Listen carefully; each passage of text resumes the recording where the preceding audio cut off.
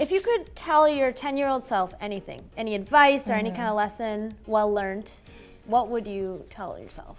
Stop yelling at your mom.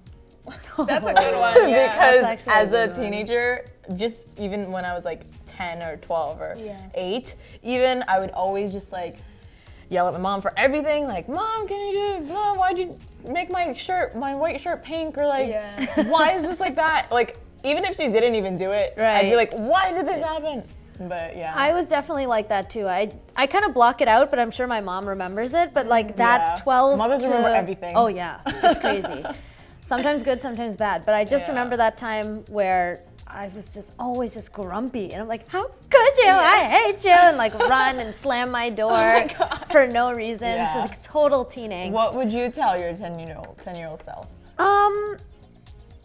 Well, when I turned 10, I was like, I'm so old. I'm in the double digits now. I remember thinking that. I was like, I'm no longer, young and I used to have dreams. Like I was very dramatic as a child. Okay. So I guess I would try to tell myself to not take things too seriously. That life will throw things at you, and you just have to kind of work around the obstacles. There's not I try to plan so much, but there's only so much you can do. At 10 years old. Yeah, I was really weird. I lived in a very, I'll just say it straightforwardly, a whitewash town, okay?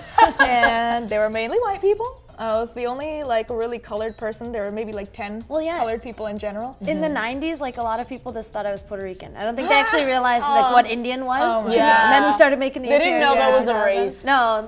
It's true. Yeah, exactly. But like I was dealing with a lot, and I mean a lot, of like bullying and racism at the same time. Same. I forgot about what? that. Really? My You 10-year-old just self. forgot about it? I forgot about that. But I mean, what part of my life? I guess I would just say that like in like the next 10 years, like first off, it doesn't matter because the people that you go to school with do not follow you around for the rest of your life.